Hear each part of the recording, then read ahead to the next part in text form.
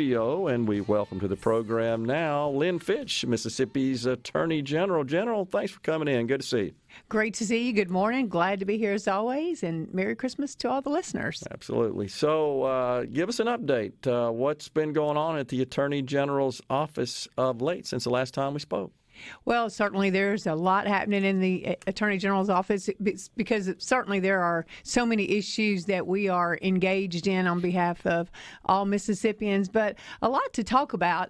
We're getting ready for the legislature to come in. Mm-hmm. And so that's exciting because, again, we had such a great, successful package of legislation that was passed last year. We're looking to work with the legislature again this year. I'm very grateful to the leadership of Lieutenant Governor Hoseman and now Speaker White and all the members of the Senate and the House because, again, they embrace these different parts of the legislation that are so impactful for all Mississippians. And so I'm very much appreciative of that and looking forward to getting some more legislation passed that protects Mississippians, that helps us on so many different areas that need that extra added strength for us to pursue predators, to pursue social media platforms, and the list goes on. And then there's so many other areas, Gerard, that are compassionate areas that were passed last year that we need to continue to enhance with some additional legislation.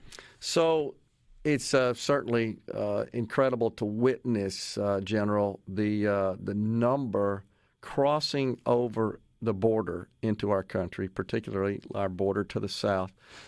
Question is, does the state of Mississippi have any matter here that it might need to pursue with respect to so many crossing over, landing in Mississippi, costing Mississippians money? I had a physician on the program last week that said that they have illegals that are receiving dialysis treatments and actually taking up a chair is the way she described it.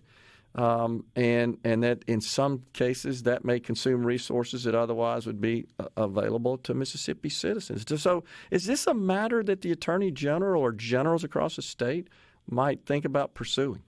Absolutely. Look, it's affecting our state. It's affecting our country. The cartels are running the border. People are freely coming across. They're in all of our respective states. And yes, they are taking up our resources that should be going to our Mississippians. And with this comes so many other horrific things, Gerardo. You think about the cartels are running it. So that means they're also running the drugs. Yeah. The drugs are coming across the border. They're here in the state of Mississippi in 48 hours. We have to continue to be supportive of our law enforcement to provide them all the resources to help in every angle that we can in our communities because this is an epidemic. And again, last year alone, DEA confiscated illegally these drugs that were coming across to the tune of 58 million counterfeit fentanyl pills and 13,000 pounds of fentanyl powder. So when you really boil that down, you're down to now looking at that's enough fentanyl that could kill every American. And so, yes, it's certainly we all have to be invested because it's hurting all of Mississippians.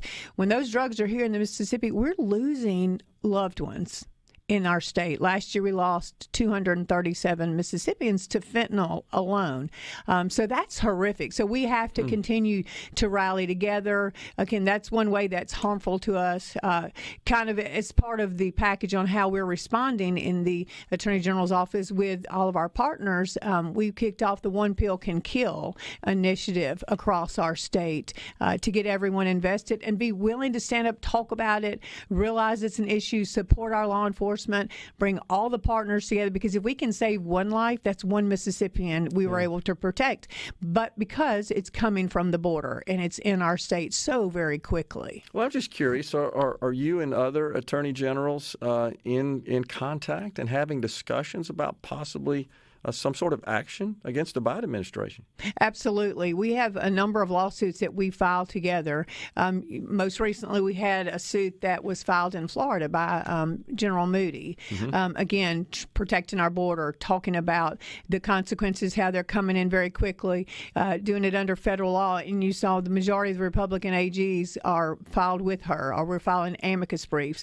And we're winning. We're chipping away at it. It's a slow process. We've got a number of cases that that are also in Texas that were filed by the Attorney General there. And again, you see Republican AGs being supportive, again, all across to help one another, because, the folks that are coming in are harming all of our respective states.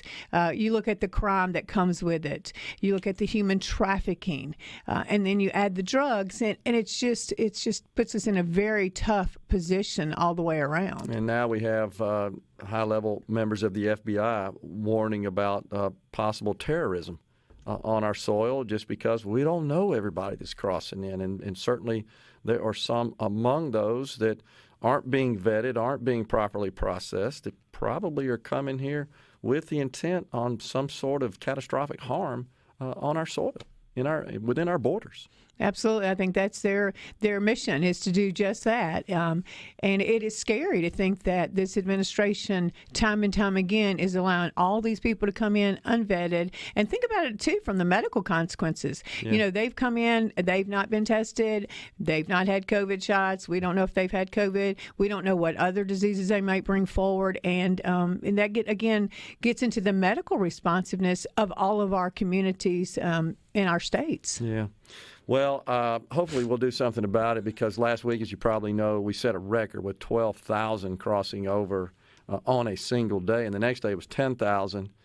And there was a member of the Obama cabinet that said it's tough to deal with 1,000. Now we're dealing with 12,000. That was when he was part of the Obama administration. So we're 10x that these days, which means we really aren't equipped to handle it. And I've been down there, Gerard, and and I've seen it. And you just see all those families, those individuals, they're being trafficked by the cartels. I mean, you can't come across that border unless you have paid monies to come across. Yeah.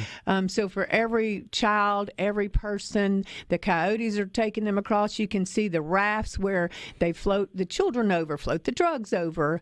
It's just a sad situation. It should have never been like this, and this administration has allowed it to get totally out of hand, all for their voting. Right. Seem to be indifferent to it, and actually they seem to be in support of it, best I can tell. So you talked about some of the accomplishments legislatively that were driven by your office. What are you going to be working on in the next session? Well, the Empowerment Project, we were so fortunate to champion the Dobbs case, and with that came great responsibilities. And so certainly our state has been the leader, again, embracing that. How would we empower women? How would we protect these children? What will we do, again, to lift them up?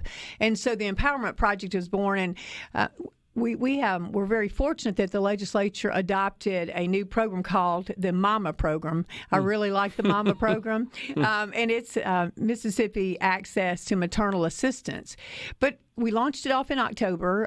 The AG office is the leader on that, again, with our partners, and we're going to have an app come out in January. And so what it does is it allows you to just click on, you can see all the resources in your particular area of your state. If you're a young mother, a young mother-to-be, or you have children and you need to know where to go, and it's got all the resources already right there.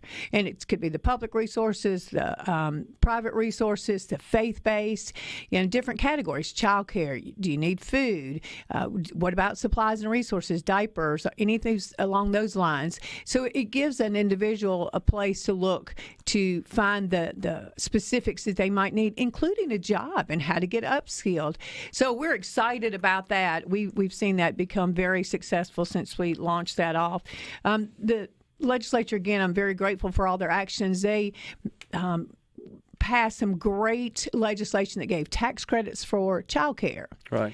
And again, that's just such a wonderful thing to do to help out and get that and provide the child care credits. Then they passed some extra tax credits for adoption. Again, that's a big part of the Empowerment Project. How do we enhance our adoption system? How do we get these children into forever homes quickly, streamline that? Again, we don't need to leave these children dangling out there. We need to get them into forever homes where they're loved. They passed the Foster Parents Bill of Rights. We were excited about that. that, because again, we love our foster parents and we're so excited that they are willing to step in and do that. But this gives them the tools and the resources to understand how they should proceed with their foster children. So we're working to streamline that even more, because again, that's an issue that all of us have to embrace together on how we can get those children into those homes. You got to go? Can you hang around? I can hang around. Okay. We got Attorney General Lynn Fitch in the Element Well studio. Stay with us. Welcome back, everyone. It's middays. We are in the Element Well studio. Attorney General Lynn Fitch is our guest. So, General, tell us about these baby boxes. This is something that we've started to see form up here in the state of Mississippi. You and I were just talking off the break. I think one is scheduled to be installed in nearby Gluckstadt here in Madison County. Tell us about that and what involvement your office may have in that, and I guess just from a statutory perspective, how does this work? Well, it's very exciting. That was another piece of legislation that's been kind of part of the empowerment project.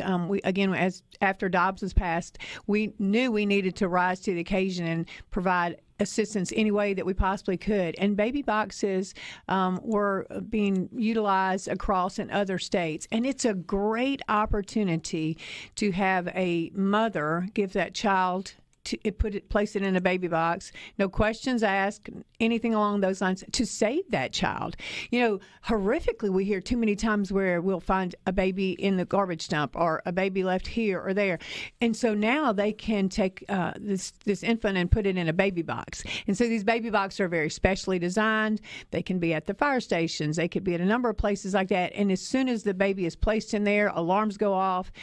Physicians, emergency medical staff are alerted, immediately go in and to get this child and then get them to hospital and again being checked out. Again, we've seen it time and time again used across in other states, and it's been extremely successful. And again, every time you do that and you get a little baby and you've saved a life. So there's one on the coast right now that's already opened at Long Beach. Yeah. They've already had a great success story down there. We're so excited about the one in Gluckstadt opening, but they're very well done. Again, they take care. Everything is climate controlled. All the monitors, the bells, the whistles that look for this infant that's been placed in there, and then the response time is just immediate to get that baby out. They're commonly called boxes, but they're really medical grade, like bassinets, they are, so to speak. And Child Protection Services is notified as well. Absolutely. Yeah. So it is. It's like a medically done incubator that takes care of this baby, just as if you'd see him at the hospital and everything, with all the medical necessities, like I said, the oxygen levels, the heat control, to take care of this infant. But it's exciting. I'm excited that the many communities across our state have embraced that, and now to have two up and going. And I think we'll see more across our state. Yeah. We've been talking a lot on the program, General, about artificial intelligence and how it is so rapidly exploding across honestly, the entire societal landscape, private sector, public sector, et cetera. This is going to pose, I think, a lot of new problems and new challenges for our lawmakers, for law enforcement, for our justice systems as well. You were telling me offline that you just attended a conference with other attorney generals, I believe, where this was the topic of discussion. Absolutely, because AI is going to hit every arena that you can imagine. Like we were talking about earlier, certainly it's hitting our children, and it's impacting them when you see the AI coming in and overlaying images of children and faces, and the damages that it does, the mental, the emotional issues that then come because AI has been able to be utilized in such a criminal manner. So we definitely got to get ahead of it. We need stronger laws passed that will allow us to go in, to prosecute, to go after these predators that are doing that to the children. We saw another case where it wasn't just the AI, but it was a sextortion case. We've got to really strengthen so we can go after, again, these criminals that are leveraging and taking advantage of our children. But, you know, AI is going to hit everything from business to, as we were discussing earlier, all the political arenas, the legal business. And as I was in this conference recently, we were talking about how it will, again, challenge all of us. We're going to have protective laws. We're going to have disclaimers, caveats, that people know that this is actually AI. It will affect businesses, deliverables. Again, if there's not some type of caveat that you don't know that it's coming as AI generated. The legal business, briefs might be written, and again, they're filed. Who's checking those? Again, so I think there are some tremendous ramifications from this. And as you and I were discussing, though, we got to get ahead of this and not get behind because it's coming so rapidly, and it's not waiting for our laws and our lawmakers and our systems to accommodate it. It's just going to be expected, and we got to get ahead of this and stay ahead of it. And I hope we do that as a state, and hopefully you'll encourage our lawmakers to do so. But the fact that a conference was held with your peers in the other states tells me that somebody's thinking about it. They know this is coming. We do. We take it very seriously because, again, we know how it's going to affect all of our states. And again, this is a nonpartisan issue. This Right. AI is going to really continue to peek into all of the different areas in all of our states, and we've got to be ready. We've got to be prepared because, again, if you just pull back and look, AI is going to just go into every angle. And then when you really think about how it's going to go in and affect our education system, our children, again, where do we draw the line? How do we go after those type of people? And so it's going to be important, as you said, that we really have some strong legislation that comes out right off the bat. I think, as you just said, we can't wait. We need to get ahead of it and not really study it, but know that it's there. We already are seeing how much it is affecting our state and our country. You've got some efforts going on in your office as it relates to social media platforms. Explain that to us and what you're working on there. You know, George, we've been talking about these social media platforms and the harm that they do.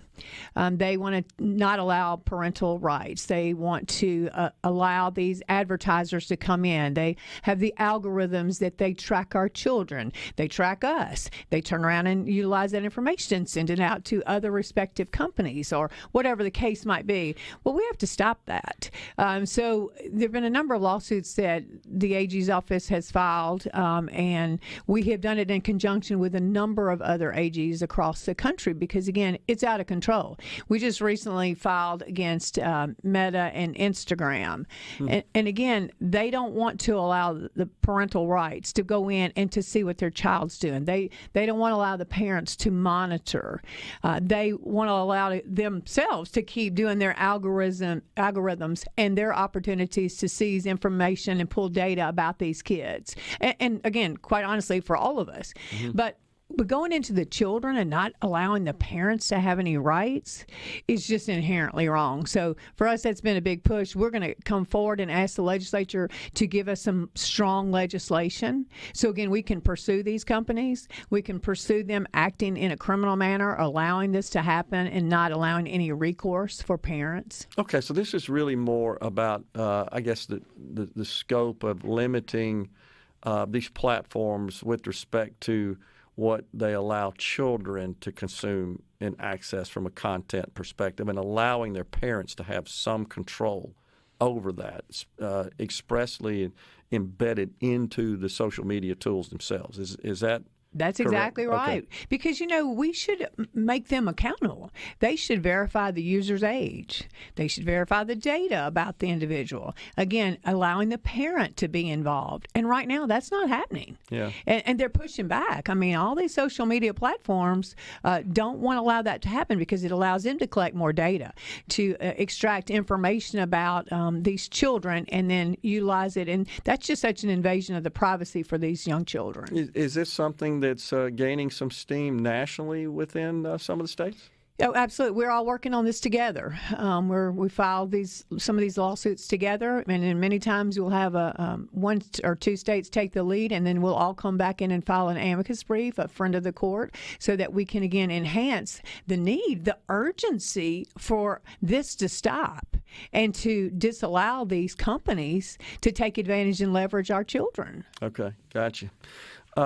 We've talked a lot on the program about the plight of the Public Employees Retirement System, PERS. I've asked the question of everyone involved in lawmaking that's been on the show what they think about that, what the plan is. Is there anything with respect to the Attorney General's office related to this issue? And one thing that I'll share with you that was communicated to me by PERS is that if the state were to increase the employees' contribution rate, that it would have to commensurately increase benefits based on an old opinion, I don't remember how old, from the Attorney General's office. Is this something you happen to be tracking at this point, or are you just kind of letting the PERS board and the legislature work through this? Well, I think it's important that they do that because they're going to have to take some steps, some legislation to address that. We've certainly seen a decrease in the number of state employees and then benefits more. Yep. We certainly look at it from a fiduciary status. You know, do we have the right people in there? Certainly we don't want any of these different companies like BlackRock or whatever that are taking, again, advantage of the funds that are in the PERS system. So, yes, we have been involved in that regard. I'm sure we'll be talking some more about that. I think the legislature is going to be taking a hard look at that situation. General, always good to see you, and thanks for coming in. Have a Merry Christmas and a great New Year, and we'll talk some more later. Sounds great. Thank you so much.